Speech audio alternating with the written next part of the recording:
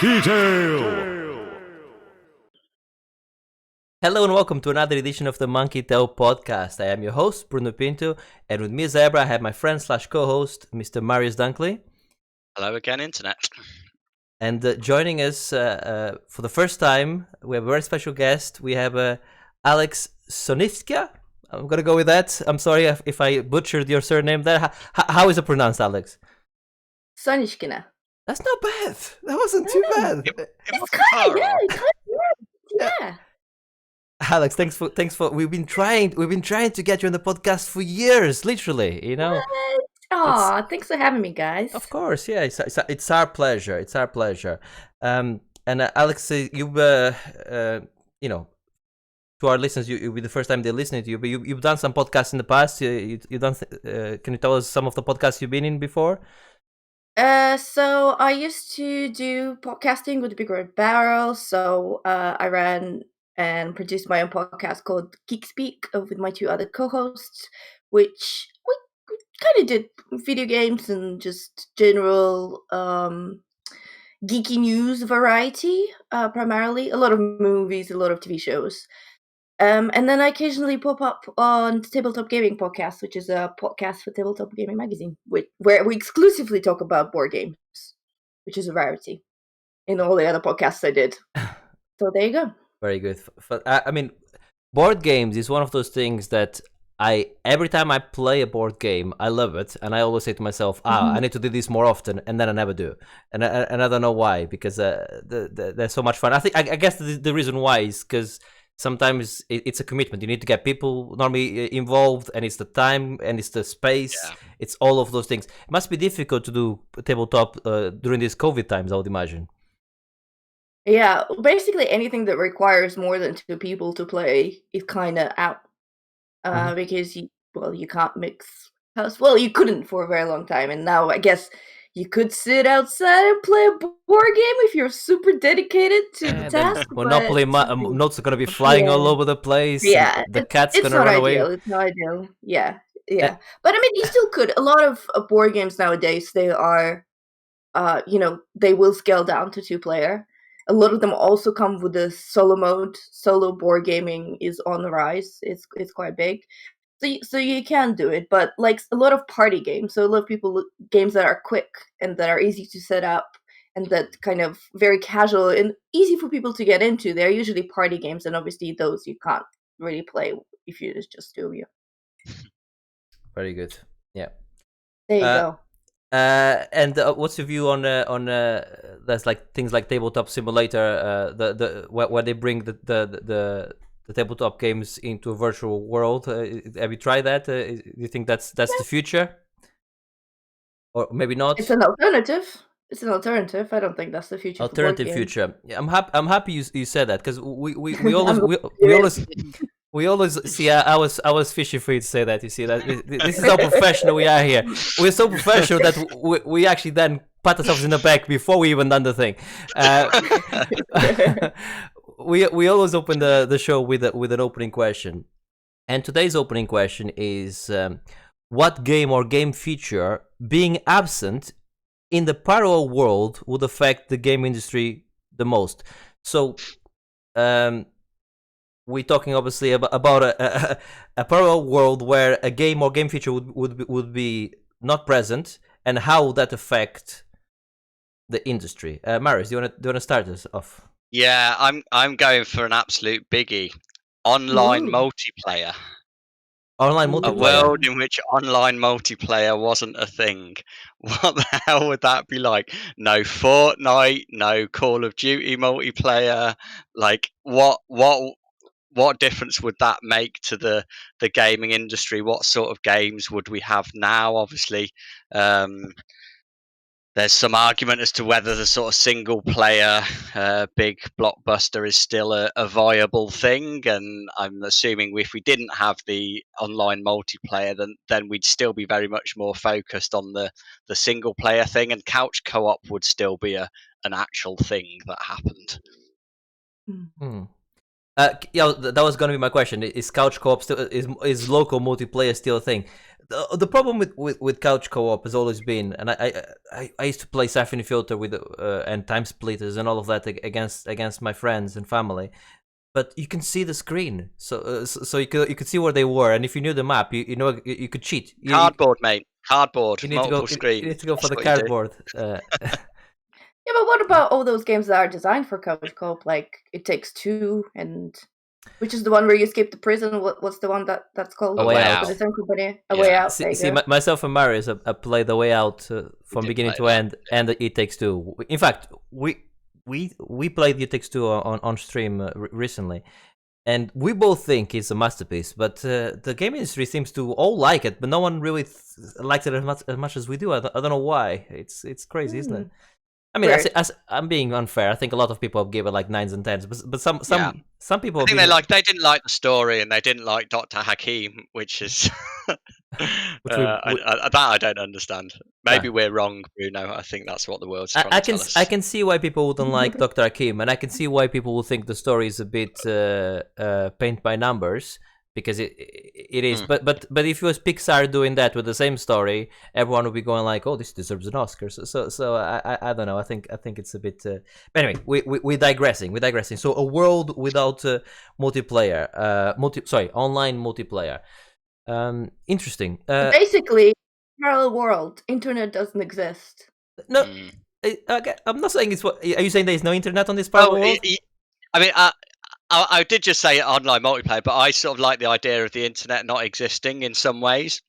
Obviously, it would be shit not to have the internet. Hang on a second. But what in terms of specifically around gaming, what I would like about the internet not existing is the constant deluge of information that we have about video games. I used to love that, where all I learned about video games was the 1-page or 2-page thing in Edge magazine once a month, and that was all that you knew about it. And then actually when you got to play the game, it was new and exciting and you hadn't seen it all before. Whereas now, like, there's so much stuff available there, let's plays and all that sort of stuff, that quite often you've seen an awful lot of the game before it arrives.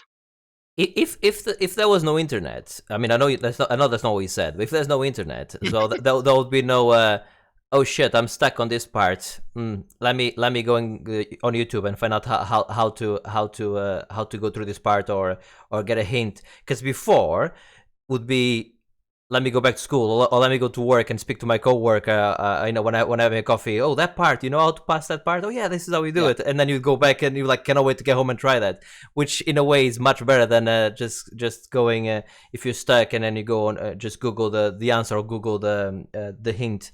But that's not what you said. But yeah, that would be interesting. This parallel world would be terrible. It sounds like, but interesting. Good. You didn't pick mine, which I'm happy. I was worried by going last, you guys would nick my answer. So that's good. Alex, what's your answer to this question? I'm interested. Like, I had a first thing that I thought of, and I don't know if you're gonna think of the same, but I'm gonna leave the reveal to later. But what I'm thinking, no Dungeons and Dragons. Well, because if no one invented Dungeons and Dragons, no one really figured out RPGs or RPG mechanics, or leveling up, or character creation, or role playing. That's so many iconic games that do not exist. Yes. Yeah. Wow. That is a fantastic answer. We both. I mean, I'll go to mine in a bit. We both went in a similar way. Not quite, but we both went for more, something more like that.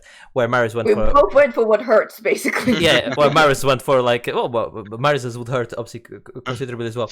That is very interesting. Most, as you say, most RPGs, almost RPGs, all RPGs. Derived from that Dungeons and Dragons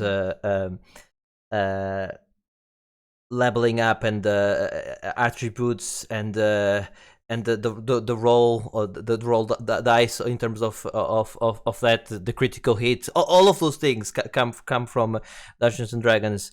Even though I myself have never played Dungeons and Dragons, again, that's something I would love to play. I know. I know. I want to. I even have a character. It's called OP Maximus. That's my character. Is he OP? it's OP. I mean, that's when I play Dark Souls. I always name my character OP Maximus. I always put all the points onto strength and dexterity, and so I'm like, if I get hit a couple times, I die. But the problem is, don't get hit by me, because I destroy. So I'm very much the you attack, and then hope not to get hit. Which, by the way, that's how I am in real life as well. I do a couple punches, then if somebody punches me, I'm in the floor. I can vouch for that. So that's as my as obviously we were training martial arts. He knows that firsthand. No, that's true. I mean, Ultima was probably the first game that really made the jump from Dungeons and Dragons to video game. I would say it was closest to Dungeons and Dragons, but I know there's examples from before. Okay, yeah. So, Marius, what do you think about this world without Dungeons and Dragons? Yeah, it's a good shout. That would have a massive, huge impact because there's so many games. It's not just role-playing games anymore, is it? It's like it's the whole leveling up in other sorts of in other types of games. It would just have a huge impact. What that would be, it would be weird, I guess. I mean, no Mass Just Effect, platformers no. and shooters. Yeah, exactly. Yeah, it would just be like it would just be like the 80s. Yeah, like it'd still be Pong, and I mean, I'd be happy because it'd be like just Donkey Kong, which is what I play now anyway. So I guess it wouldn't make much difference to me. But no Zelda, no Dark Souls, no many things. Right. My answer. I was thinking first. I started thinking funny, like, okay, what if you didn't have Castlevania? What if you don't have Metro? Because then the Metrovania name would have to change because if one of them wasn't there. But then it got me thinking. Hang on a second. What if I just take a game out then, and what influential games that change the industry? Then I thought, okay, fine. So Minecraft doesn't exist in this world. So Minecraft never happened. Right. So Minecraft never happened. Minecraft was the first game that started popularizing the battle royale scene as well. Before Fortnite, before PUBG, before all of those in 2012, that's when Minecraft started doing the battle royale within Minecraft. They called it the Hunger Games mode, I believe, and that popularized the format that. Obviously, that's why we have the behemoths they are now, like PUBG and Epic with Fortnite. That's the first part. So that wouldn't be there. All the survival games that are run now because of Minecraft, all the Minecraft clones, all of that. But also, more importantly, Microsoft wouldn't have bought Minecraft or Mojang for 2.5 billion in 2014. What other big company sold for that much back then? Oculus. So Oculus sold for 2 billion the same year. So if Microsoft doesn't buy Mojang, they probably buy Oculus. So now that's a big leap. Wait, so now we would be able to use Oculus without logging into Facebook. I call that a win. It is a win, but maybe Microsoft puts all their R&D and all their money behind VR rather than behind Minecraft. This is what I'm thinking on this parallel world, because they spent the money on Oculus. So even though we lose Minecraft and we lose the 1 versus 100 gameplay and the survival gameplay, we gain better VR. I think this is a good parallel world. This is a great deal, to be honest with you, because don't really like Minecraft, don't really like survival games, not big on the 1 versus 100, love VR. So yeah, I'd happily accept this parallel universe. Yeah. So when I said it's a big leap, you said it's a big leap between Microsoft buying Oculus. I don't see they were both sold on the same year. And obviously Mojang for 2.5 billion. If they don't spend the money on that, they have to spend the money elsewhere, right? So it was either that or I looked at other companies that were worth roughly the same money at the time. So they could have probably at the time bought Take-Two for that money as well, potentially. So that's the other thing I went with, but Sony tried to buy them for a similar money a couple years before, and failing that. So I didn't want to go with that hypothesis because maybe it would have cost more than that. But they would have bought something else. So that would have been quite a big shift, because Minecraft has been a big hit for Microsoft, obviously, ever since they bought it. Also, the other thing with Minecraft is once Microsoft got Minecraft, they put it on all the platforms, and that was a big forward runner for the multi-platform being able to play with people in other platforms. So Microsoft playing with Sony and Nintendo, etc. So that's also what brought that. So yeah, Minecraft not existing would have been a massive shift in the industry as well, for the good or the bad. I'm not sure, but it would have been a big change. But I propose you this question, and I might be wrong on this, so I don't know. I feel like Minecraft gave a lot of confidence to other indie developers that they could make it big with their indie game. Mm-hmm. If there wasn't Minecraft as an example, will Yeah. we get other indie games that made it, or designers going to design in the indie market? I think that's true. It would lose that. They might be designing on VR now because Microsoft is put all its money into VR. But no, you're right. It would. Also, I tried. I didn't have enough time to research the whole thing because they only came to me late. But the owner of Mohang, I forgot his name now. He outbid some rapper the house in a house in Hollywood he bought for like 70 million. So that's quite funny. So that wouldn't have happened as well. Then I was going to look into research what would have happened down that part there if that rapper would have moved into their house. But I was like, no, this is getting too big. Way too much research. This is getting too big for an opening question. But that's how far I wanted to go because all of this domino effect of change. But yes, it's a very valid point, Alex. With the indie scene, without Minecraft being sold for that much, or indeed Minecraft coming up, it was over 10 years ago now. The indie scene would not be what it is today without Minecraft. I completely agree with that for sure. Okay, I think that that's a great opening question. What do you think about your first opening question on the Monkey Tail podcast, Alex? I think I made it. Normally we ask stupid stuff like what's your favorite female character or what's your favorite bit of DLC, but we wanted to put something a lot harder for the first question. Why not? I appreciate that. That's quite all right. Yeah, we're here to please. All right, okay, so that was the opening question, and now let's move on to That Looks Interesting. This is the part of the show where we talk about the video game news, some things that caught our eye, things we think look interesting in the video game news over the last couple of weeks. And we'll start with you, Alex. What do you think looks interesting? Capitalism, Bruno. Capitalism looks very interesting.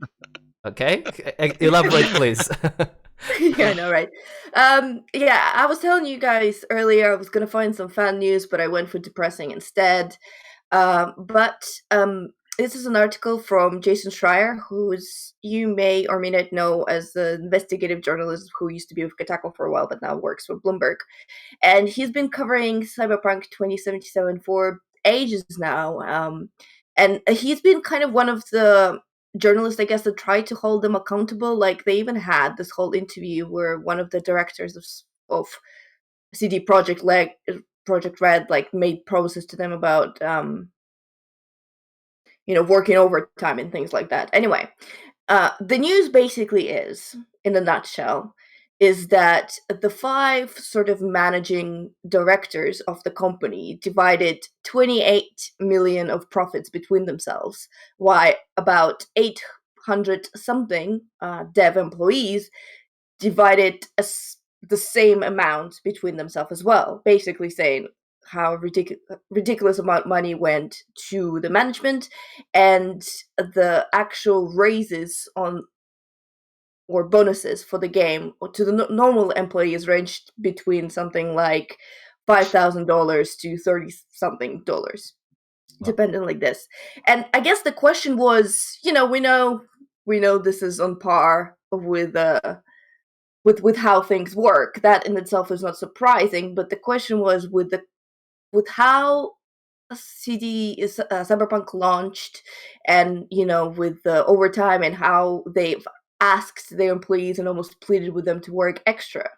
Yeah. Was this a good move to give so much money to their executives who just sat on their butts and so little to their employees? Well, I think, is it a good thing? No, but like you say, it's like welcome to business. I'm afraid that's just the way that it works in any industry. Doesn't make it right. And how you change that, who knows? I mean, yeah, it's right, but it's one of those, isn't it? Those execs would have been set targets prior to the launch of Cyberpunk that were probably around revenue generated, and they clearly met the amount of revenue generated. Hence, they get the bonus. I mean, they clearly could have declined to accept that bonus, which would have been, or to split it differently. If this But was it's one of those, if this was a Japanese company, which it isn't, but if it was a Japanese company, does this They would die on their sword? Is that yeah, what you probably, mean? yeah. no, They'd have to go into a press conference and bow to everybody to apologise. I don't think it would be that draconian. I don't think they'll but it's not unprecedented in Japan for Japanese companies that honor is such a big thing for them. They probably would have done a different Yeah. split. They would never accept that much. What I'll say about executives is you're right. They sit on their ass doing nothing. Apart from what they do is they make they allow the game to be made in the first place. Without them getting all of the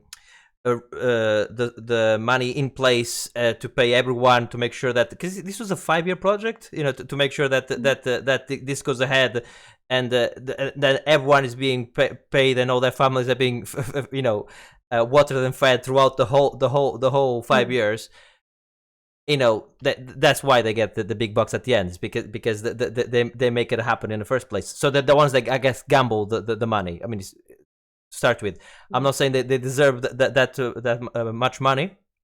Of course not. I don't think anyone deserves that much money. But that's why. It's because they allow it to happen in the first place. Without them, the game wouldn't exist.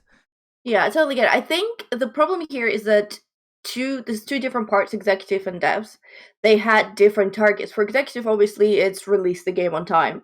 And for devs, and I'm not sure if this is the case in the Cyberpunk, but for the devs, in a lot of cases, get a certain Metacritic score. Mhm. And if you didn't achieve that Metacritic score, you're not going to get bonuses as high. But obviously, it was executive decision to release game when it did, which wasn't ready. So therefore, it didn't reach the scores. So if the executives decided to shift their goalpost slightly, the employees potentially could have gotten a better score, and then there would have been a better bonuses for everyone. I don't know. This is a conversation to have about that, but I just think there's a bit of kind of like the other things there as well. Absolutely. The problem with Cyberpunk, and I played Cyberpunk, I haven't quite finished it, but I played a good 50 plus hours of it. And I fall on I actually quite like it. But then again, I played it on PC. I have a good gaming rig that can play the game without issues, with ray tracing on, 60 frames. Never had an issue with that. The problem with Cyberpunk was that they decided halfway through the process to make it a next gen game. So they decided to make it a truly next gen title with all the ray tracing and all the things that make it now a next gen title, making the current gen, or last gen now, for the PS4 and Xbox One series not acceptable. Obviously, with frame rates dropping well below the 30, sometimes even to 20s, and just doesn't run well on those. Had they kept to making the game run well on PS4s and Xbox Ones, then the game probably would have been okay without many bugs, but then wouldn't have the wow they were trying to get. But they shouldn't have released it for next gen. They should have done what GTA did. So with Rockstar did with GTA, where they launched the game. Okay, some issues as well, but they launched the game. And then once the game was out and a success, then they made the changes and released a PC version. I think it was a year or two later with all the changes they wanted to make it an even better game. And that's how you do it. You need to they beat more than they could chew. That's what happened with. Well, they still haven't technically released the next gen version of it. There isn't a PS5 version. I would argue that the PC version that's current is the next gen version of the game. But it's not on PS5, is it? Yeah. I'm yes, I agree with you. But what I mean by next gen, it's difficult on PC because PC is quite difficult to look at all the different generations on PC. But for instance, I run a 20 series graphics card, and obviously that's 30 series graphics card now as well. I think anything which is 20 series or higher, is the latest gen of on PC in terms of it has RTX and all of that. And before that, the 8, 9, and 10 series would have been the previous gen that was on par with the previous consoles. But yes, yes, they haven't released a PS5 or an Xbox Series patch for it. But that's the problem. They've like I said, they made the game too big, where they should have probably hold back. But then it's sold crazy as well, right? I mean, they had to give like over £50 million in refunds, I believe, or $50 million in refunds. But yeah, they made so much money. That's like nothing. But that was exactly. But that was not. That was nothing. That was still like less than, I think it was like less than 5% or something stupid like that. Mad. It just made it's so that. And I mean, listen, there's stupid bugs on the game. There is. I mean, there's one part where you're driving with the bike in the middle of the. I kid you not, you're driving with the bike at full speed, in first person. Then the game cuts to third person.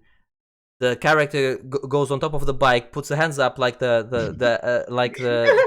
Christ the Redeemer, and loses the pants, goes naked. Which to me, I'm like, it's the best bug ever. You know. I mean, I'm like, is this a feature or is this a bug? I cannot tell. It's a feature. I don't know. See, so check the back of the box. I don't know. I'm like, if it's a bug, it's the best bug I've ever seen. If it's a feature, it's the best feature I've ever seen. I'm not sure. I'm not sure what to think. By the way, speaking of Cyberpunk and games like that, quick save. That was one that I nearly brought to the previous question. The quick save would have been an interesting thing to bring, or the save in general. Imagine before when you had to just put. God, you can't save. You can't save. You have to put the password. I don't need to imagine. Lift it. Exactly. So that was nearly the one I went with on the previous question. Sorry to do a bit of a call back there. By the way, Alex, that's what we do here. We go forwards and then come backwards and then go forwards again, and then somehow finish. Marius, what's your looks interesting? Mine was the Sony killing PS3 and Vita online store, and then resurrecting it from the ashes before it had even properly died, because everybody kicked off at the news that they were going to close it down. I think they were planning to close them in August, but now they said no, we're going to keep them going. They are killing the PSP store, but I think that's no one really cares about that. PSP so long ago and didn't sell that great, so I don't think anyone cares. But for me, that's just interesting in the whole preservation of video games, particularly now we're in a digital world, whereby I can't remember the numbers, but there would be so many sort of PS3 games, for example, that were digital only. And whilst if you'd already purchased those games, you would have been able to still download them. Anybody wanting to go back and play those games, it would no longer have been possible. I'm sure there are ways and means that people could get to them, but it's that interesting question of what's going to happen to video game history going forward as these sort of storefronts and servers for multiplayer games and things like that start getting shut down. I think it's scary. It is scary. For me, on that news, the reason why I think it got reversed, I think yes, it was an easy PR win for them, because keeping the servers open and this is what I deal with as well in my work with things to do, like that as well. With do we keep the server running for this many customers, etc. Right? So keeping the servers running for the amount of customers they still have on those stores. They might lose money, but it's a very easy way to see how much money we're going to lose versus how much does that cost in terms of PR in good faith with our customers. But the other thing as well is there was actually people developing games still for the Vita that had games ready to go out at the store. They still have games ready to go out, and they're like, what's happening? You close the store. So I think it was more that. I think the PR was more when those developers started going in and on Twitter and started shouting about it. That's when that put together with the customer base, they were like, oh shit, this is actually, yes, we may lose a bit of money on this, but it's more of a PR issue if devs have been developing for our console and now we're closing the avenue for them to sell games in. I think that's probably why they reversed it more than anything. Yeah, but yes, it's good that they did reverse it. It was like less than a week. Yeah, it didn't take long. It was nearly the same as when Xbox Live when Microsoft put the price up for Xbox Live, because they were trying to sell more Game Pass, because Game Pass Premium includes Xbox Live, and so they doubled the price. Uproar, and less than 24 hours later, like, okay, fine, it's we'll keep it the same money, because again, it's like it's not worth the arguing with the customer base for something like that. No, I did think that was interesting as well. All right, I personally, both of the stories you picked were really well, mostly yours, Marius, was one of the ones that I was looking at as well, but I don't really. That's obviously Microsoft, Apple and Epic are going into trial now this week. They've, as you know, Apple removed Fortnite from the Apple Store once Fortnite added a backdoor so that Apple customers could pay for whatever they call the Fortnite bucks. Well, I don't know what they call it. I never play Fortnite, but you could buy stuff from them directly, bypassing the App Store, which goes against App Store terms and conditions. So they removed the game. This was like last summer. They've been preparing for trial. They finally go into trial now. It's going to be interesting to see who's going to win. My money is on Apple because they have the terms and conditions behind them. That's true. So they have the black and white behind them. That they broke the rules. Epic's point is the rules are not fair. They signed the contract saying yes, we'll put our game there, agreeing to your terms and conditions. So it's all pretty black and white. If they don't think it's fair, don't put the game there, right? In the first place. So I think Epic's gonna lose this one, but we'll see. Maybe by the time we do the next podcast, we'll know a lot more. But that's I guess quite big, because if I keep saying Microsoft, if Apple loses this, which that could happen as well, there has the way that the law looks at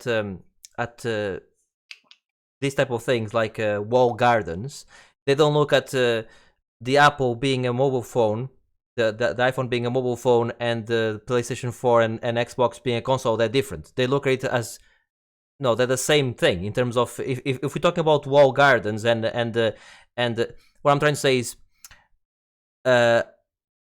Apple charges 30%. That's the issue with Epic, 30% fee, and they wanted them to charge 12%, right? But so does Sony, so does Microsoft, so does Nintendo. If Apple loses this, then there's no reason why it becomes a precedent. Exactly. So then Nintendo and it doesn't matter if it's a console or if it's a mobile phone, everyone else will have to follow suit. So if Apple loses this, everyone else loses. The other thing I'll say on that, just finally, is this 30%, 20%, 12%. Of course, I think developers should earn more money for their work. Of course I do. Yeah. Epic has been charging 12% on their store, and I like the Epic store. They give me a free game every week. They keep me sweet. They know how to keep me quiet, right? Here's a free game. Shut up. Yeah. And I'm like, just buy you. Fine. Here's £10. Put £10 towards the game. Shut up now. I'm like, fine, okay. I'll keep liking you guys if you keep giving me money in games.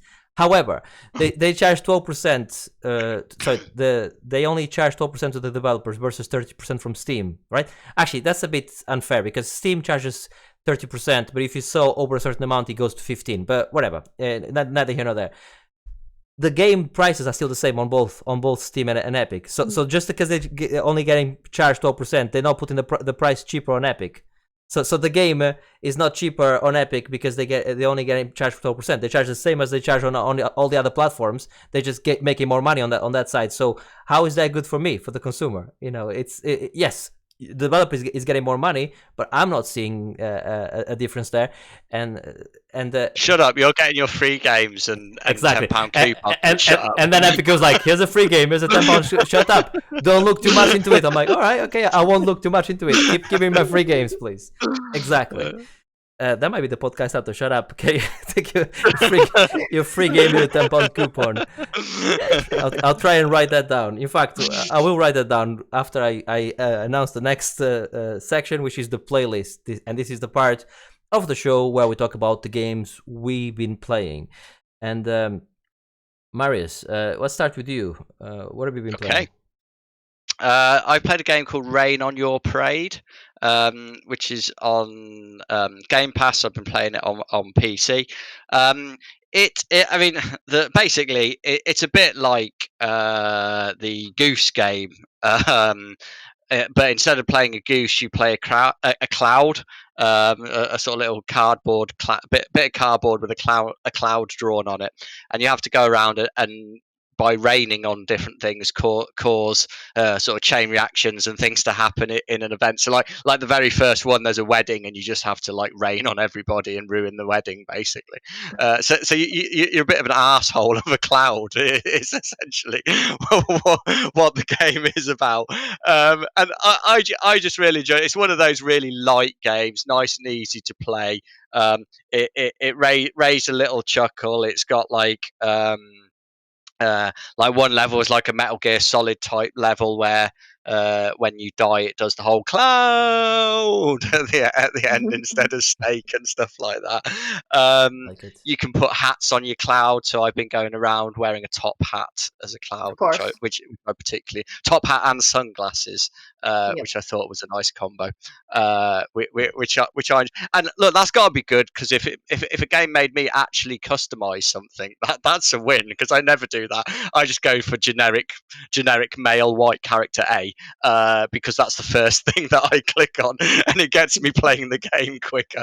I never bother with fancying things up. So that was good. And yeah, and I also love the fact that when you go into the graphics setting, there is a potato graphics mode if you've got a crap PC and it can't play anything,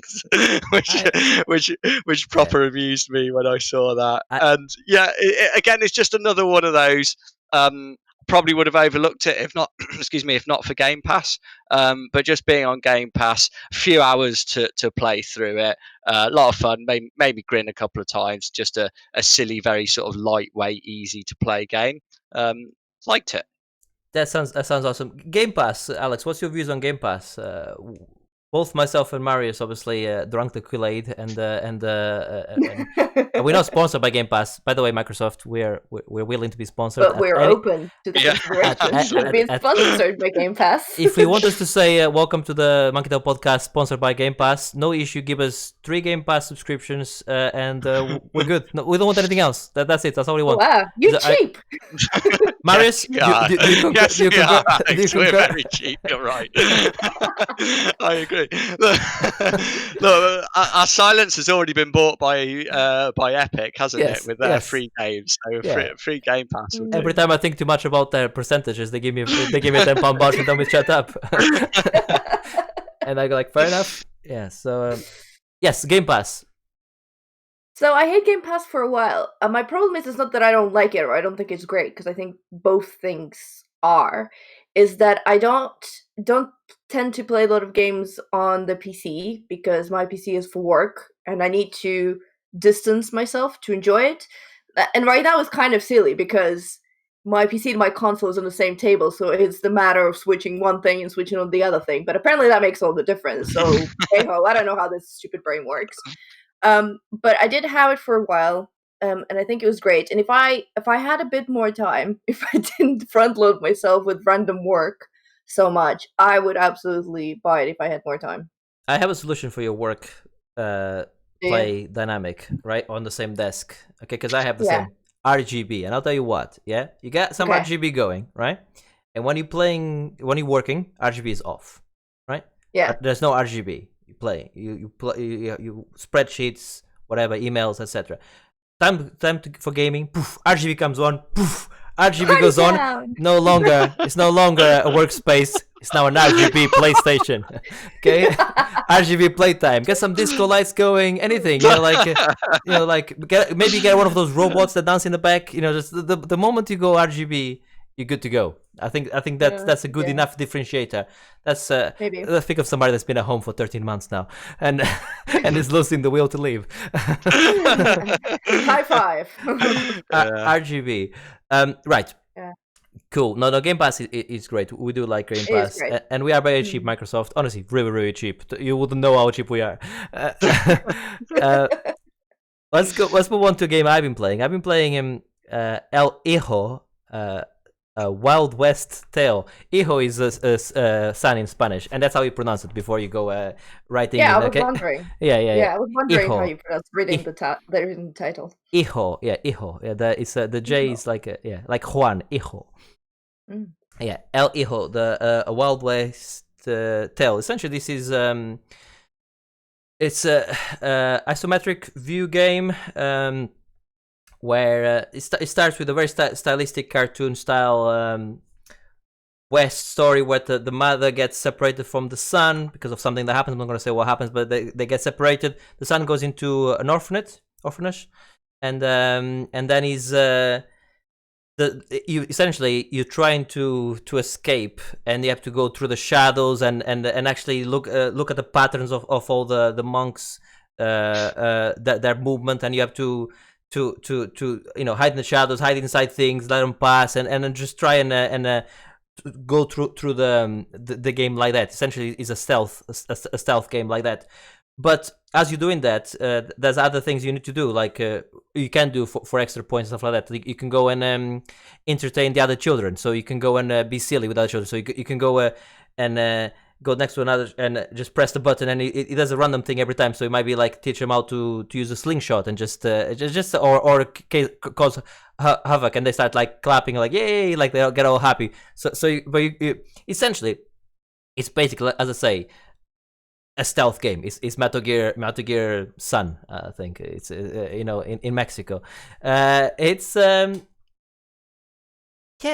quite a lot of fun. I wouldn't say it's that hard. It's one of those you go and you think about it for a second. You can move the camera around the map a bit. You think about it for a second. And I never got stuck for more than a couple of minutes. It's always very, very choreographed what you have to do, and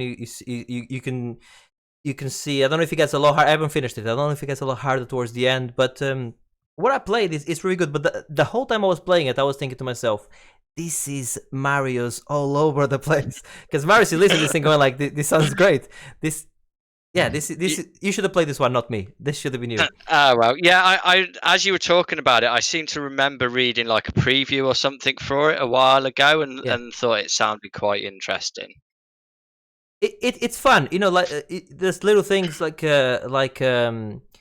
you can there's lots of different cool places you can hide. You can see that their cone of vision, like you do on Metal Gear Solid. You can see that cone of vision, and you can see if they go through an obstacle, you can see that their vision is obstructed by that particular obstacle, so you can try and hide behind it. It has all of that. You can think, shadows. Then you get things like you get other things going forward, like you get like a robot you can just turn on and just to go in one direction, so they follow it, and then you can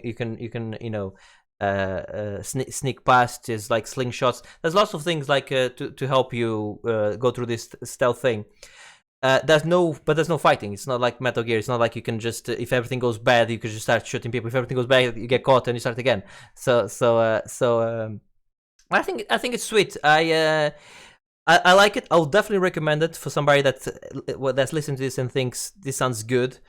I'm not 100% sure it's completely for me, for my type of gameplay, because I like to go methodical, slow, but then thing goes wrong and then I just start killing everything that moves. I cannot do that on this game.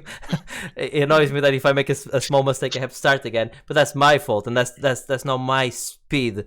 But I think. You specifically, Marius, you would love this game. This is you all over. I promise you. This is good.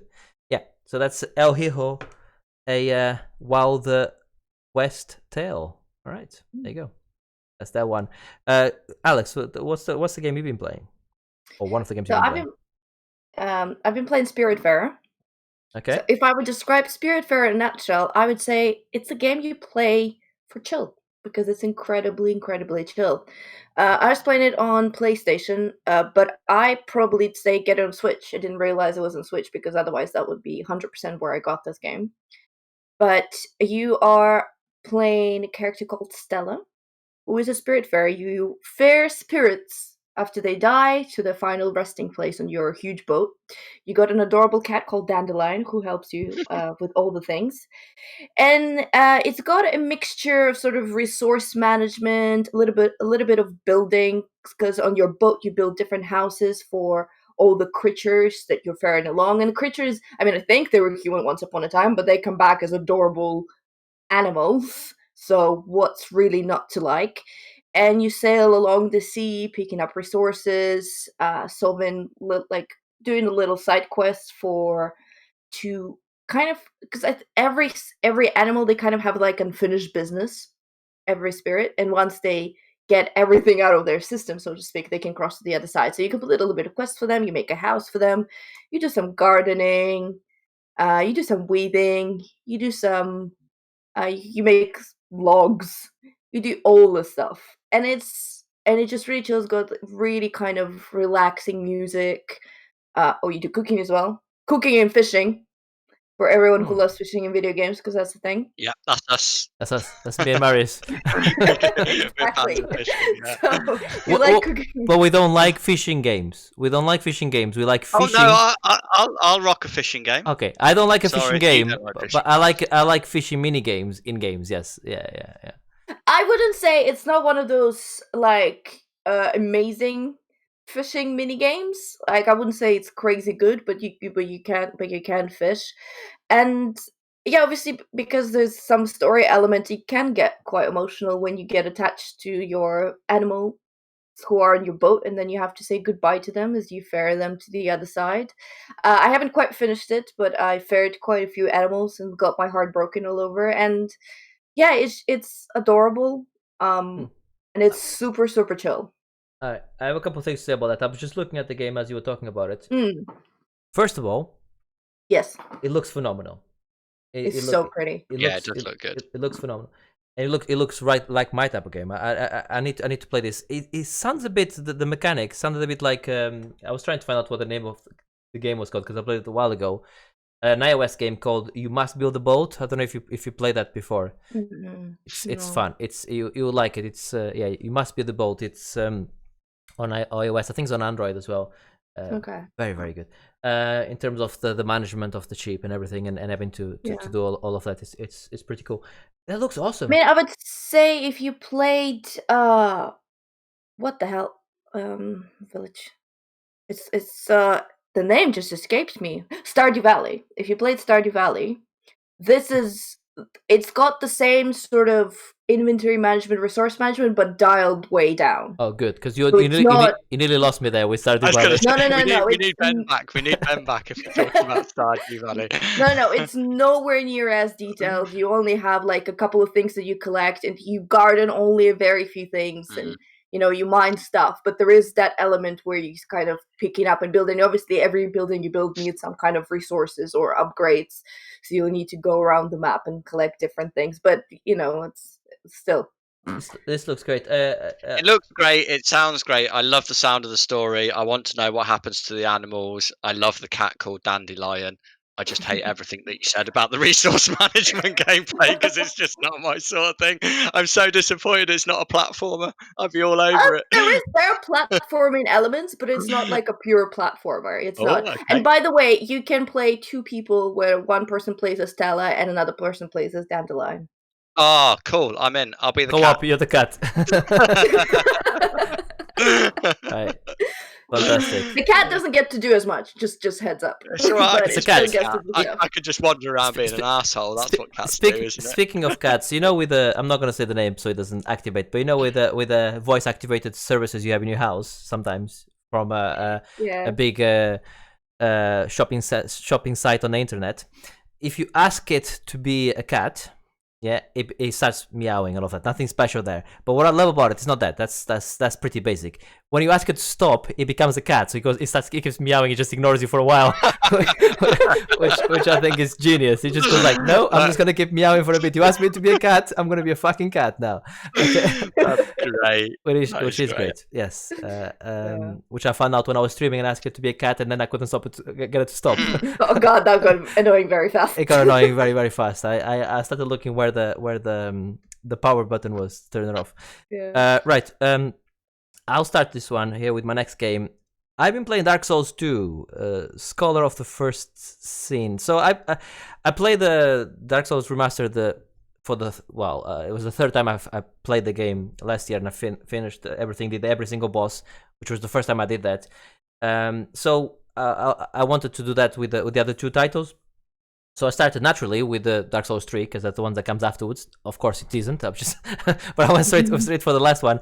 I did all the bosses but one. That was a boss that was an optional boss DLC dragon. It was doing my head in because the guy the way that I built my guy, like I said, is very very much. I do a lot of damage, but I'm a bit of a leaf, and that dragon is very very fast and he hits hard. So yes, me he hits me a lot more than I can hit him. So is for the build that I have is proving difficult for me to get close enough to him to do the damage that it needs. Anyway, I've done all that, and I talked about Dark Souls 3 before. So then I moved on to Dark Souls 2, and immediately I was like, oh shit, I made a mistake because this looks worse than the other two. And it does, because the other two was remastered and 3 obviously a more modern game. And it just didn't feel right, because I went straight from 3 and it just didn't feel right. The movement, everything, which is something I normally don't do. I just persevere with it. I was like, no, I'm just go for it. And I'm glad I did, because I'm now like, I think I'm like 2 or 3 bosses from the end. I haven't done the DLC bosses yet. And I think Dark Souls 2 probably got people saying it's not as good as the other two and this and that. I don't know what people are talking about. Dark Souls 2 is fucking brilliant. Honestly, it's as good as the other ones, if on par with the other ones. How good this game is. The boss mechanics on this game is great. That's I think that's 28 mainline bosses, not count about the DLC bosses. It's just more bosses than any of the other two, really, and I'm just loving it. I think, this got me thinking about Dark Souls. I think, and you guys are gonna probably disagree with me, I think Dark Souls Trilogy is the best trilogy of video games out there. And I fight you with Mass Effect. I'll explain why. And I knew you were gonna come with Mass Effect. Mass Effect is great, right? Mass Effect is great. Mm-hmm. I love Mass Effect. Oh, by the way, I gave Mass Effect 2, I think, came as my number one game of the generation when we did that. So before you start coming in with a fight, you got like high praise from myself. Even Marius likes Mass Effect. Okay. So what do you mean, even Marius? What are you trying to say? What do you mean by that comment? You don't like popular games sometimes, okay? Sometimes you go like, popular game, no thank you. I'm gonna play my in Japanese only version of of this game where whatever that where only 0.1% of people can actually play that level or something. That's the games you like, right? Whatever. Mass Effect is great, but with Dark Souls. So Mass Effect is great, but is it genre defining? Probably not. Did it inspire lots of other video games? Inspired some, but Dark Souls inspired the generation of video games that came from it, and the reason I think it's the best trilogy over something like a Mass Effect, and there's other good games that can go into that as well, is because all of them are such a high quality of game design and all of them are at the top of their game. It's not like the first one is good and the other ones are okay. All of them are at this upper echelon of game excellence. I think the 3 perfect games. That's what I'm trying to say. And there's very few, if any, faults you can throw at them. Whereas you can throw some faults at. I can throw one big fault. Go on. Them. Go on. Can you fuck an alien? in Dark Souls games? No, you can't. Therefore, She's got you there, Bruno. She's got you she's there. got me on the And he ropes. knows it as well. She's got me on the ropes. She's got me on the ropes. Okay, Alex, when I invite you to this podcast, okay, I didn't expect you to come here and start, showing me up. Come on. Well done. You can come back again, Alex. Good work. Good work. Good work. No, in my opinion, I think the Mass Effect trilogy. I think Mass Effect trilogy doesn't end very well, and I think the Dark Souls trilogy ends perfectly. Especially when you do the DLC and everything on now that I've done everything. Oh, I haven't quite finished 2, but I've done all of the DLC, and I've really jumped into the lore, and I've talked to all the NPCs, and I've really been, dipping into all of that. I think from how it starts on a 10, and then it keeps going and stays on that 10, and then it finishes on that 10. It does, that hardly drops from that high quality, and he finishes the whole story with a nice bow of, here we go. That's just and they just stop it. They could have. It's a money. Makes a lot of money in the game. So they could have said, oh, let's make a Dark Souls 4, 5, 6. They could have done a Resident Evil with this. They could have kept going, but they said no. This is it. That's the story you wanted to tell. That's the story, and everything just was finished perfectly. Whereas I don't think Mass Effect story, and I think that when I finish Mass Effect with the 60 hours plus 90 hours of 90 hours plus of the 3 games that I played all, and all my choices carried over to the next game, it didn't matter at the end, because at the end they gave me, there's 3 options, mate, go for one. But I propose you the difference that I don't think I've played for Dark Souls games. I'll be honest with you, I can't tell you what the story was, but I think the appeal of them is not the story, it's the fights mechanics. It's the learning process. Is you go, you die, you learn how to beat them, you come again. In that sense, they have been continuing with the series because they got the Bloodborne and Sekiro and all the things that. So I mean, they're still going, there's still a lot of money, and Elden Ring somewhere, it's still coming. Elden Ring looks awesome. No, Yes. the story with what I like about the things I don't like about video games. I don't like the 2-hour tutorials, or even 20-minute tutorials of, this is how we want you to play the game. Stop! Don't enjoy the game. Listen. Press this. This is how we do this. This is how we do this mechanic.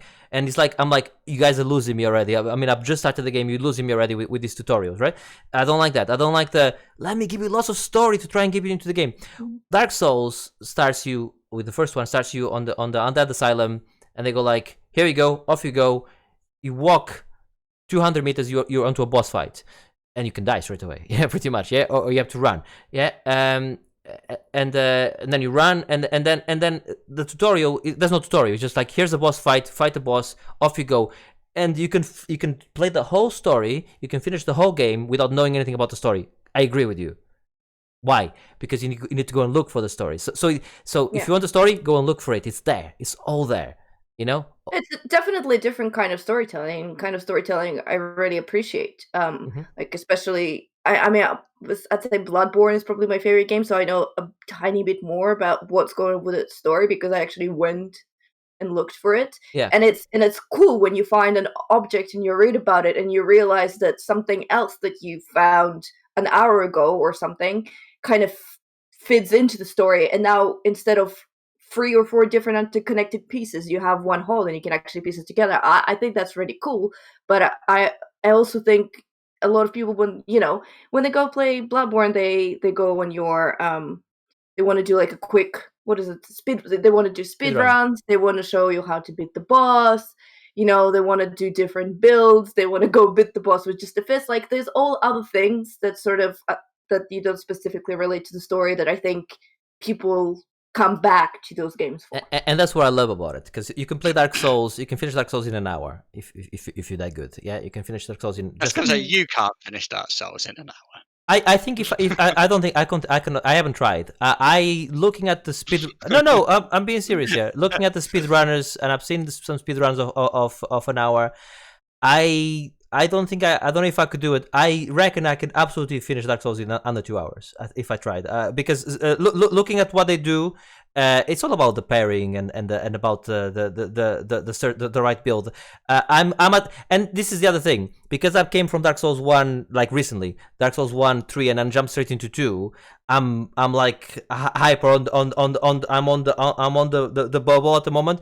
So Dark Souls 2, I'm flown through it because I'm not losing souls. I'm not losing. I'm putting the right upgrades in. I'm using the right rings. I'm like 30 hours in. I'm like level 140, which is unheard of.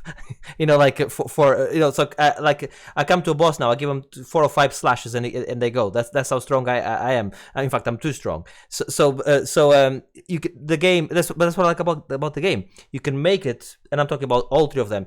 You can finish it within an hour, or you can take 60 hours to finish it, or you can take 100 hours and go through all the things, and there's optional parts, and there's things you never see. They have things like invisible walls that if you don't hit the sword in the wall, you will never see that part of the game ever. Or there's parts where you're in a lift, and if you don't jump off the lift and go through a hole and then jump through on top of a tree and then go jump on top of something else, and then you open up and it's like there's a bonfire there, and it's like a 1 or 2 hour experience there of things to do that you would never have known had you not jumped from the. And it's there, and and a lot of games would put that at the forefront.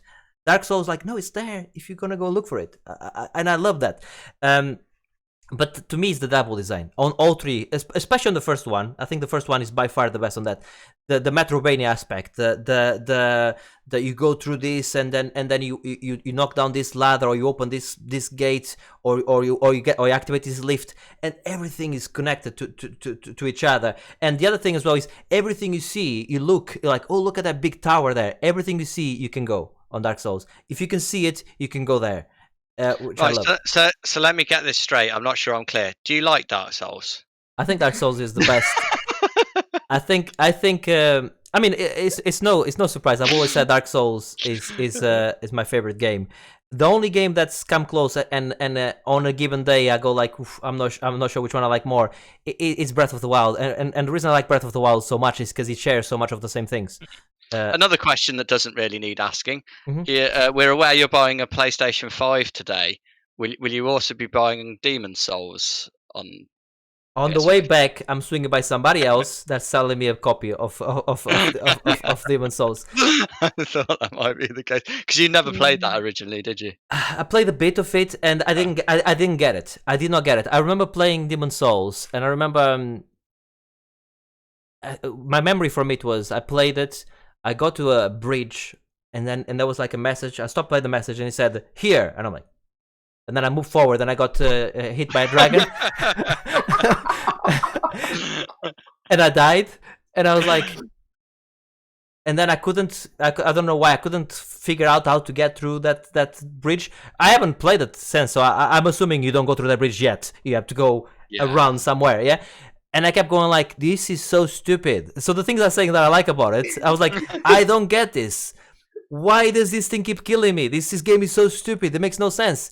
I didn't get it then because I was this old Bruno was a stupid idiot. I'm only less of a stupid idiot now.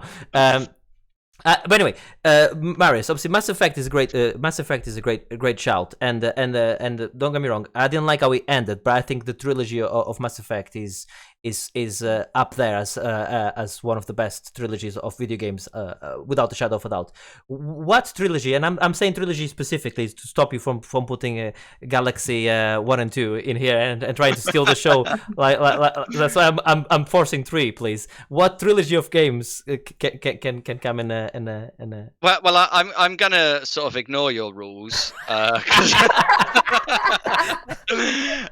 because I mean, technically, I could add Odyssey to the Mario trilogy, 3D Mario trilogy, but I'm not going to do that because look, Mass Effect technically has 4 games, so not a trilogy. Yeah, we don't count the last one. So yeah, I know we don't. So I would say Uncharted, God of War, for me. God of War is more than 3, right? so's Uncharted, but I'm still. I'm. If you look at the first 3 Uncharted, I think that's a Oh, really I see what you're saying. So you're ignoring the last one, which allegedly is the best one anyway. But you're ignoring that and just. Oh, the last one is not the best. What the hell are you on about? I understand it is it not? Am I talking No. crazy? I'm You sorry. played them all. Do you not remember the second one? I played the. I played most of the God of Wars. Yeah, God of War. I thought you did. Oh, No, not God of War. I'm talking about God of War. God of War. No, Ah. Uncharted. Sorry, Uncharted. The second one is the best by far. Yes. So sorry. Phew. Sorry. Phew. Well, Oh, that's Okay, all right okay. then. Oh, Calm down. Calm down. I was about to Everyone kung can fu have shop you their from. earrings. It's fine. It's all good. No, sorry. The Uncharted. Yes, there's other. The Uncharted trilogy is a great. The original trilogy, yes, it's great. The God of War, the original trilogy is also excellent. There's other Halo, Combat Evolved 2 and 3 are also an excellent trilogy. So is Gears of War. There's lots of great ones out there.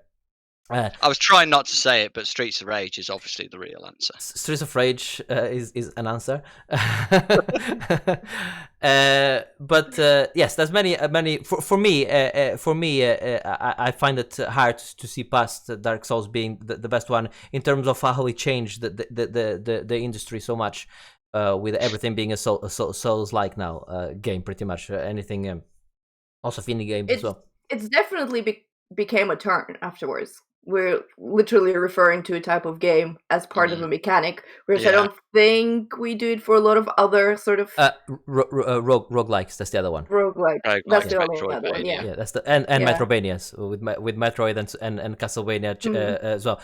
So there's been a few, but not many, right? But more recently, it's all about the Souls-like and the roguelike. Those are the two big ones. Yeah. And when I was researching the opening question, I did think about what if you take the Souls game, what if you take the Rogue game out. There's lots of options. But anyway, okay, we've digressed too much. Let's move on, please. Marius, you've been playing Resident Evil 6. Okay. Yes, I have been playing Resident Evil 6. So Right. so I just did Resident Evil 7. Spoke about that last podcast. And we spoke about which Resident Evils, and we all know Resident Evil 6 is generally considered to be the worst of all the Resident Evils, and for that very reason, I've never bothered with it. But I just thought, oh, sod it. It's been in my Steam library from some sort of sale years ago. I think I bought all the Resident Evil games for a stupid price. So I thought, why not? I'll give it a go. And I mean, I'm only about an hour or so in so far. And I have to be honest, I can see why it's recognised as the worst Resident Evil game within an hour. I mean, it's not very Resident Evil so far. There's bits of the cheesiness with the story. I mean, in 10 minutes in or so, Leon has to shoot the president in the head because he's turned into a zombie. So classic Resident Evil nonsense. But like, it's so linear. I'm just walking down a corridor. There's not even a map. There's just like a waypoint that pops up when you press the map button, and I'm like, this isn't Resident Evil. Like, where's my map? Where are all the keys? What? Like, I haven't seen Where's all the doors? anything. Yeah. Like, it just doesn't feel very Resident Evil to me. And like, I did run out of ammo in one section early doors. But like, you have this melee attack, like you can do a triple kick, and on the third kick you just kick the zombie's head off. It's like, I feel like I could probably play the game without any guns and just melee my way through it. Like, the zombies aren't scary at all because I feel like I can just keep spamming the melee button to make my way through. So I'm gonna persevere and see, because like, there are 4 different campaigns and I think they all play slightly differently, and the focus is on slightly different things from what I remember when people were talking about it at a time. So perhaps there'll either be more Resident Evil 6 discussion next time, or I'm never touching that game again. I haven't quite decided yet. We'll find out. You can look forward to see what happens next time. I'm very interested to hear Alex's thoughts on this. But what I want, and obviously we haven't really talked to Alex. This is the first podcast she's doing with us. I don't know if she wants to do any more with us. We'll have to see going forward. But if we do, Alex, if we do have you here again, we need to hear you talk about the Resident Evil plot, because that's something you can. Oh my god. Yeah, we know you're quite good at doing, right? Yeah, but that was the movies. The movies. Can So you I can need- you I can need you do to- the can you do the plot on the game? So would I you can like to try hear to- It's Alex? like when you tried to get me to explain all the back histories for the entire cast of Mortal Kombat on a podcast. Yes. No, I'm not saying. I'm not saying. I'm not saying now. I'm not saying start. Go. I'm saying perhaps we can have something like this in the future. You know the. Okay, no, that's cool. Yeah, that's fine. I mean, the premise of this was really spontaneous on my previous podcast, because I love Resident Evil 7 movies, Resident Evil movies, because I think they're so freaking dumb. But Mila Jovovich is still hot, so I'm still gonna watch them. But they make no sense, and when you're watching them, maybe like you think they're dumb, but when you just distill it to the main points, you realize exactly how dumb they are. So I kind of covered all of them in kind of rapid fire. This is what actually happens. Does it make sense? No, it doesn't, but we're still going with it, and it was great. Yeah.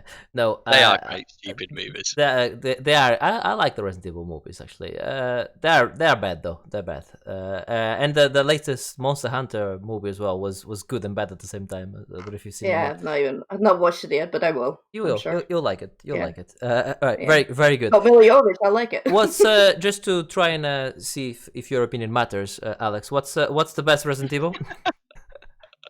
What game? Yeah. Game. I've only played 7 till the end and a bit of 5, and out of that, I'm gonna say 7. Oh, okay. Well, Yeah. if you've only played Oh. those two, that's fine. Okay. Seven is great. I love 7. Cool. No.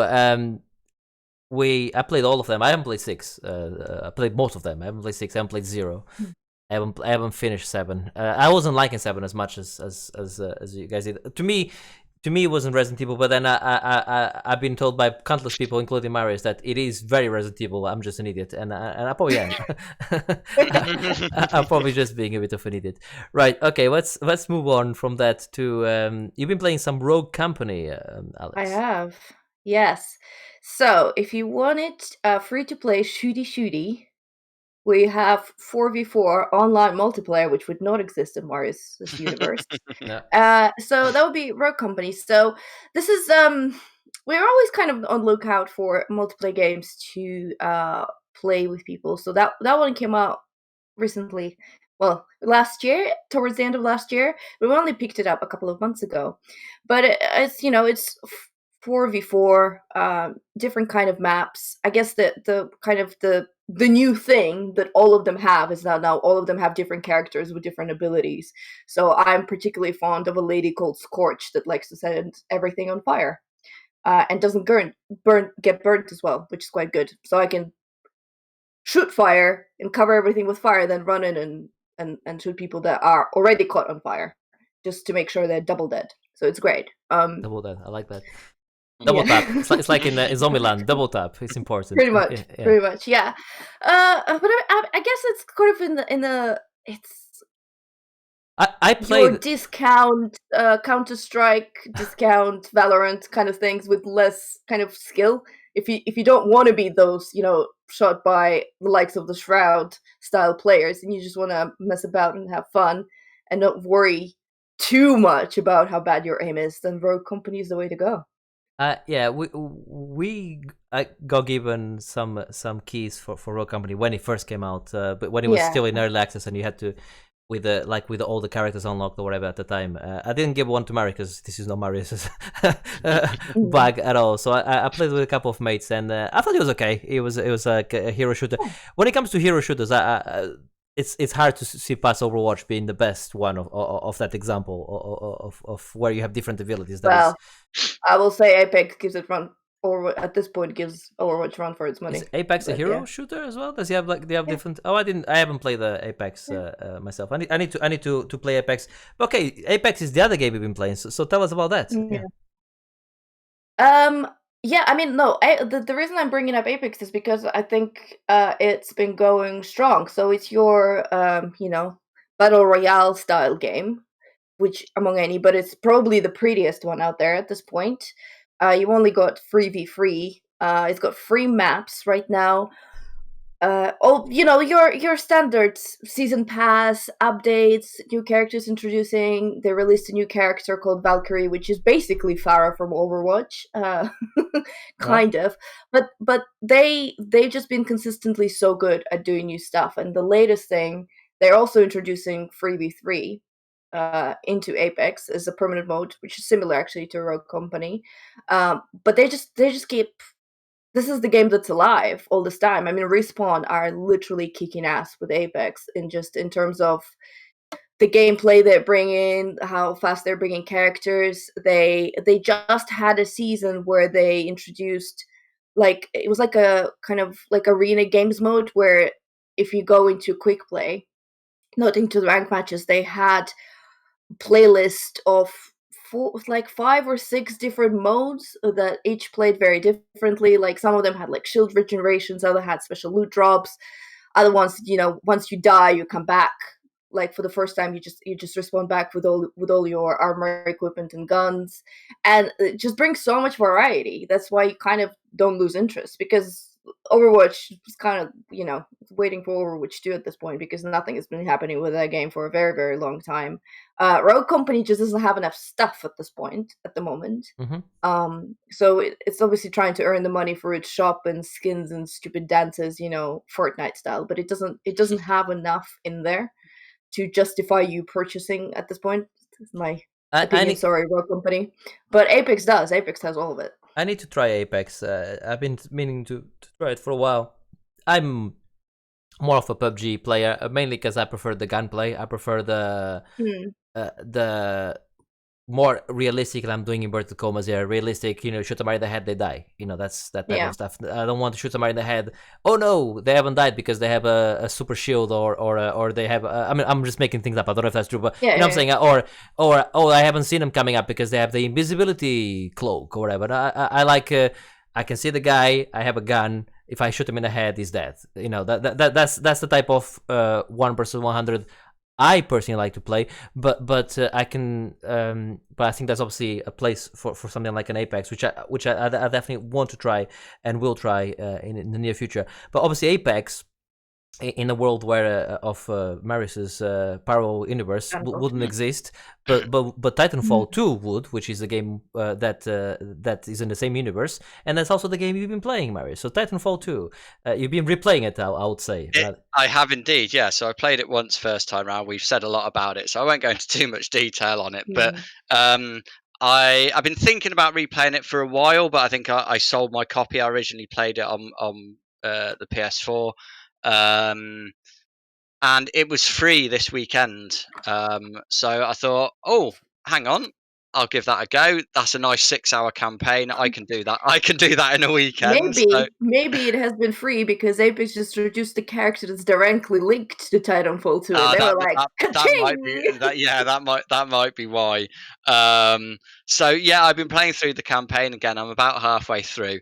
And my God, that is probably one of the greatest first-person shooter single-player campaigns of all time. I think it's absolutely phenomenal. It's just so much fun. It's crazy that in a game called Titanfall 2, it's more fun when you're not in a Titan. And running around, and I guess that's where sort of Apex comes from, isn't it? That it's that sort of running around as this pilot, jumping around, running on walls, real sort of fast, smooth combat. And I think some of the level design is brilliant. There's one that I'd forgotten about where you're fighting through, like there's a factory where it's building these sort of prefabricated houses and rooms and things. So you're sort of fighting along the production line as these sort of houses are moving along and getting built. That's a lot of fun. And then the ultimate level in that game where you have the sort of time jump ability where you can jump back and forth between time, and the way that they just use that for a level and go, yeah, that's it, we're done with that now. Could have built a whole game out of it, but I'm just loving it so much. It's brilliant, and I love the fact that I'm going to be able to just play that game through in a weekend and then I'm done with it. I recently replayed Titanfall. I didn't quite finish it, but it's near enough. I played it until the Time Warp part, which is the part I really like. I'm disappointed you played it on PS4 again because No, I'm not on PS4. It's on Steam. Oh, on Steam. Okay, good. Yeah. I was gonna say because I wanted the problem with the PS4 version and the Xbox version was it didn't run as smooth as I mean, it ran fine, but not as smooth as it does on a PC. So I'm happy that you tried it on a PC where you can see the full, flow motions of that game, which really lends itself to it. That game is great. The campaign on the game is great. Have you played Titanfall 2 at all, Alex? No, it's one of those that I'm always like, I need to play this one, and then The campaign is a I don't have must. chance. Yeah. Yeah, it's only Yeah, 6 the hours. campaign is. I think the multiplayer is okay as well. I don't know that it's amazing, but yeah, the campaign is brilliant. Yeah, a really great story, and a bit like when we were playing A Way Out, It Takes Two recently, and we kept saying, "Oh my God, this is such a good mechanic," and then they just drop it, and then just move on to the next mechanic. Titanfall 2 does a bit of that. It has some great mechanics, which a lot of games would just go like, "Okay, let's make the game around this," and it's there for a level, and then forget about it. You know, like the factory part you're talking about, this big.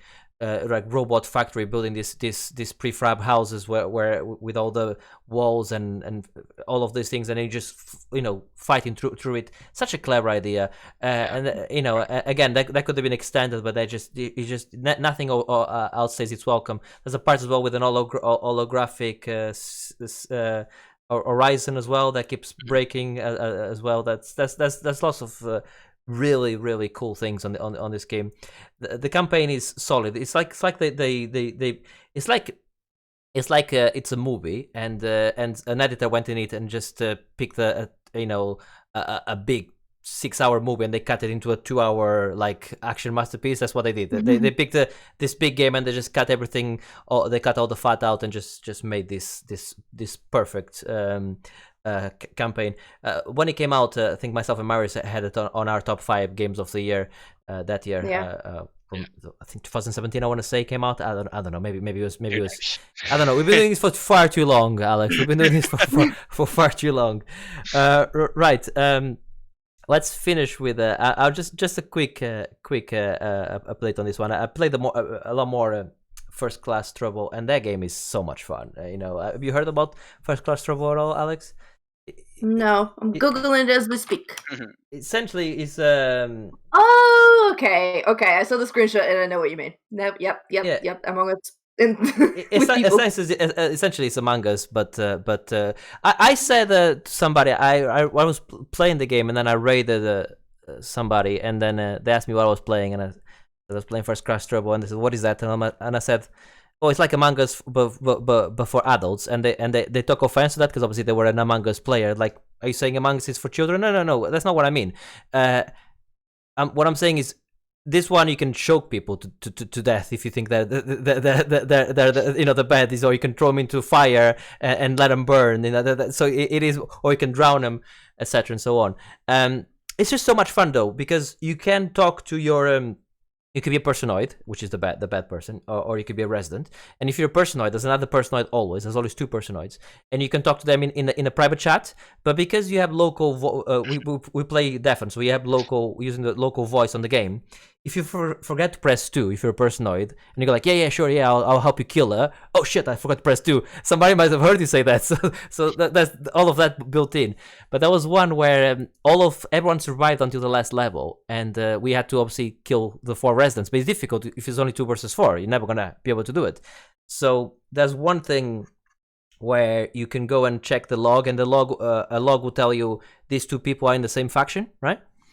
Mm-hmm. So me and this guy I was playing with, Danny, we were both personoids. So I told him on the personoid chat, say it's Unflushable and this other person, they're the bad ones, yeah. So then he went in and said, "Oh, I got it here. He says he's reading it. It says Unflushable and whatever is the bad." And I'm like, "Oh, what?" So then they killed the other Unflushable and the other guy. And then I'm like, "Well done," and they're all happy. And then at the same time, me and Danny just uses our syringes and kill the other 2 and just finish the game. I love that type of deception. Everything. It's just so clever.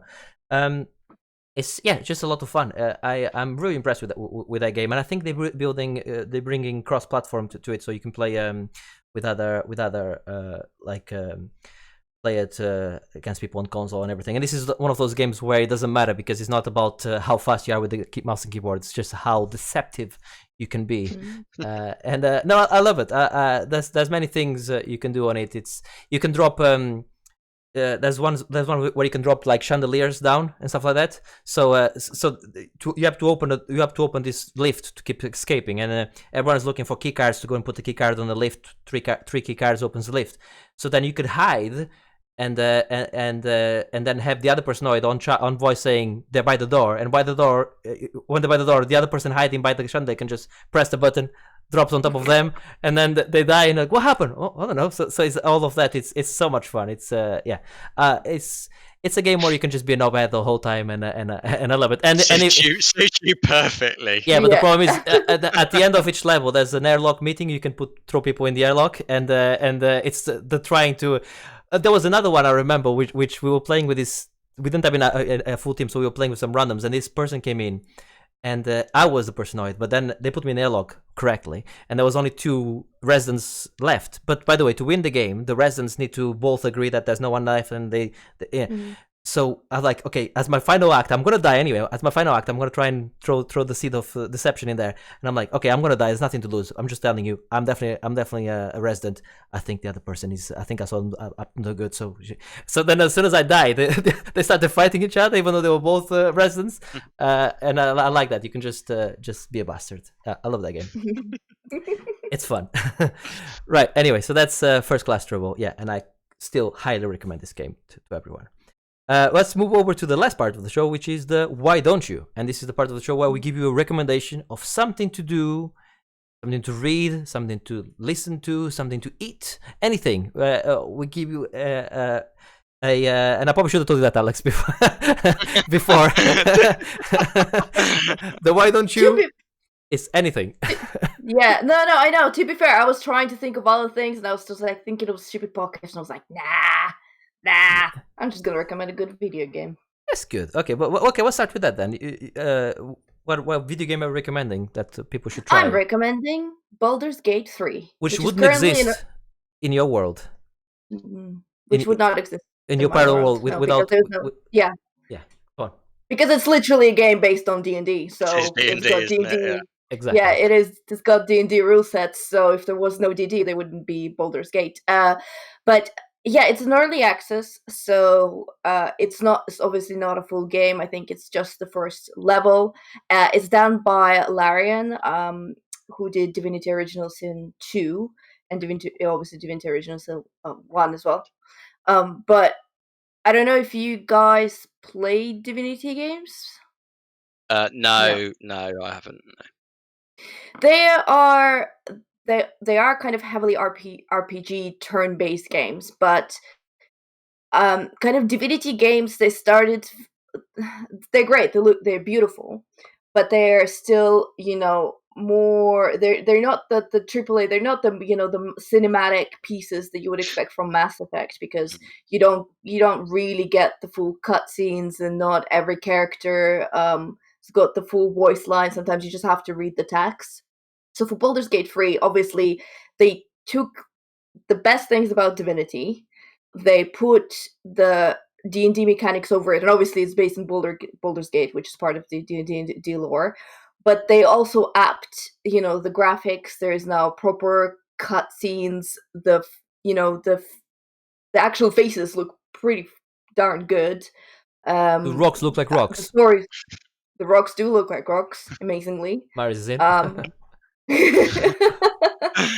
the characters is great. The character creator is awesome. They're currently adding a bunch of D&D classes, and I'm playing a druid, which means I enjoy turning into different animals, which is particularly hilarious, where someone takes a break, goes off, I don't know, to get a drink or to the loo, and comes back, and they're big ass polar bears standing right in front of them. They're like, oh, and I'm like, no, that's just me. It's just me. Baldur's Gate scares me, and so does the other games. Yeah, I agree. That's how I would describe it. Yeah, there's just seems like so much there. I get a bit terrified of the idea of it all. The great thing about them is that they are multiplayer, so they would also not exist in Marius's world. No. So you can, everyone. You can play with 4 characters in both games, and each of them could be a person. So you could play it. And one other huge improvement that Baldur's Gate 3 has over Divinity is in Divinity it's turn-based, so everyone takes turns after another. So by the time but everyone has their go, all enemies have their go, you might as well, just go out for a smoke and then come back. But with Baldur's Gate 3, if you have the same initiative, you can go at the same time. So the waiting time just is so much less. You can go so much faster. All the fighting is just very snappy. It sounds like I said, it sounds great. I mean, everything's and I know to the listener going like, Bruno, you just fucking bumming Dark Souls a minute ago, and it's a lot harder to get into than probably this one is. I know, I'm fickle like this, okay? That's how I am. No, but that sounds great. I do want to try it. I think it takes a fan, because it took a fan to take me through both of these games, and now I love them. But I had someone to kind of gently shepherd me through and like explain stuff to me and help with builds and do all that kind of stuff. And I think, if you have someone who loves these type of games, then just have a go with them, or maybe just watch. There's a bunch of D&D streamers that do a lot of these games because they're so close to D&D. Just watch, just to learn the basics, because it can be quite unapproachable the first time you try it, but once you get into it, like, you're gonna love it. Cool. Yeah, it's like Disco Elysium. When I played Disco Elysium for a bit, and I love it, but that game scares me how much it brings into it. That's like to the Aptin. I know it's like even more elevated in terms of choice. But games like I love it, and I do want to try. But then again, it's like, do I jump into the first one or do I go straight to the third one? I mean, Baldur's Gate is it's kind of easier. Well, I don't know. It just depends. Because it obviously has a high price entry for the early access, and if you jump in and you're only getting the beginning of the game, and you're not sure you might like it, maybe not worth it. But for Divinity, you can get it on console, you can get it on Steam. There's a full game out there, and you just start with 2. I've never played the first one, and it didn't bother me whatsoever. Yeah. Okay, no, that sounds good. That's good recommendation. All right, I'll go with mine, Marius, now, if that's okay. And by the way, I never have a one on a cheat. I like to keep it a secret until I say it, mainly because I don't know until about to say it. I'm gonna go with Hidden Figures. Have you guys seen the movie Hidden Figures? No. Nope. Have you heard about it? Do you know anything about it? Nope. This is the name. Hidden Figures. It's back in the 60s, and it's a space race, trying to get the first man into space between your motherland, Alex, and America. Yeah, seeing who can get the first man into space. And it's about the computers per se, what they were called computers, which was the women that worked at NASA and did all the computations, all the calculations for rocket launches and for changing course and all of that. That was not done by computers, because those things didn't exist at the time. It was done by actual people doing the calculations. And it's about the story of these 3 different black women, which is a true story, where at NASA, this is at the time where segregation was still a thing, and the different toilets and all of these things are put in place. And there's obviously a lot of discrimination towards them, but this is a real story about these 3 women. One of them was a computer, like I say. The other one is an engineer. Oh, the other 2 were 2 were computers, and one was an engineer. About their story at NASA and how much they helped and were instrumental to the successful launches and to the first man into space from America. It's fantastic. You know the movie about the Enigma machine, which with Benedict Cumberbatch. What's it called? Yeah. Or just playing Alan Turing. Yeah, that's what. Yeah. I don't remember the name. But that movie is great because you have all of this. This is the imitation game. That's it. The imitation game. This plays on a lot of the same things. This is really really clever. How showing how clever people were, and also how things have changed. Because in this movie they do bring an IBM, which they were called the IBMs, and it takes an actual whole room. They can even fit it through the door. This thing is massive, and it can do these many calculations. But it just shows that how intelligent some people are. It just makes you feel so stupid when you see how much more intelligent. Like with Turing inventing the obviously the machine. This is obviously in a different movie, but the machine that breaks the code. When you look at it, you go like, what? you know, like, you know what I mean? Just like it just blows your mind. Yeah, but technology definitely made us more of an idiots. Let's face it. This is true, but Hidden Figures it's brilliant. It's I highly recommend to both of you. It's an easy watch.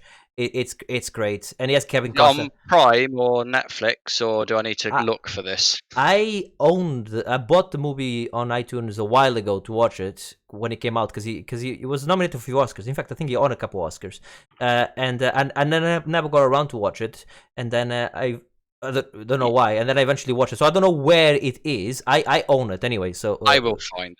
But it's great. I think you both really like this movie. Yeah, I've heard people speak about it before actually, and it does sound great. So I've actually made a note. It's one of those I will get around to. Good. You know, it's on the list. You know how the list works, Bruno. In another 3 years, I'll get back to you. but no, it's great acting. The great soundtrack. It's the soundtrack is done by Pharrell Williams. He does the soundtrack for it. He's a producer on it as well. And like it's based on a true story. So the things that obviously some of the things that are obviously put in to be part of the movie, but a lot of the things there really did happen and are true. And it just makes you think this is not long ago. This is not long ago, and how certain people were treated is just absolutely outrageous. Just to think about it, and by the way, how they still are in some parts of the world, yeah, which is just outrageous. But anyway, so that's my recommendation. I wanted to go that first before Mortal Kombat. I didn't want to end up with that. Moving from one intelligent movie about intelligent people dealing with difficult political themes, Mortal Kombat. Yes. Mortal Kombat. Yeah, I have indeed seen the new Mortal Kombat movie. Alex, you were talking about your love for the Resident Evil movies because they're sort of bad. This is another one of those. It's just stupid. It's exactly what you expect going into a Mortal Kombat movie. It's just ridiculous. It's absolute nonsense, but it's brilliant in many ways.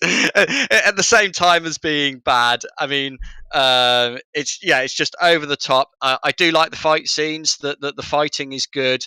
They've upped the violence in line with the Mortal Kombat games. Some of the fatalities that they put in there from the games are done brilliantly, and definitely made me chuckle because that's the sort of person I am. I like the sort of the costume designs are really cool. The way they've really linked into what's in the games, but sort of tweaked it a little bit to the movies. Likewise, sort of the fighting styles that the characters use are very faithful to the video games, which I like. They introduced a couple of new characters who I'm not so keen on. Didn't really fit for me. I would have preferred that they'd use some of the other characters from the games where they put in some of those new characters. But it's brilliant. The absolute highlight for me is Kano. Kano is absolutely hilarious in it. Just this sort of Aussie gangster dude that's just hilarious. He's got some good lines in it, and he made me chuckle. Yeah. And Bruno, you will like. There's a gnome in the movie. I like gnomes already. Yes, already. Yeah. I thought that I had to let you know about. I did have a few questions. I haven't seen it. I do want to see it. But there's a few things that need to be in a Mortal Kombat movie. Okay, first of all, is Johnny Cage in it? No. Okay, that's bad. So there's no. Well. There's reasons they've explained. I mean, basically, not really going to spoil this. They've already announced, like, you know, the actors have announced they've signed up for 4 movies if this one's successful. So there are going to be others, and Cage is going to be in the others. I think that the director said he's already got Kano, and if he has another big personality like Cage in there, it would be too much for the movie. So question 2: do you have Liu Kang with a ball of fire?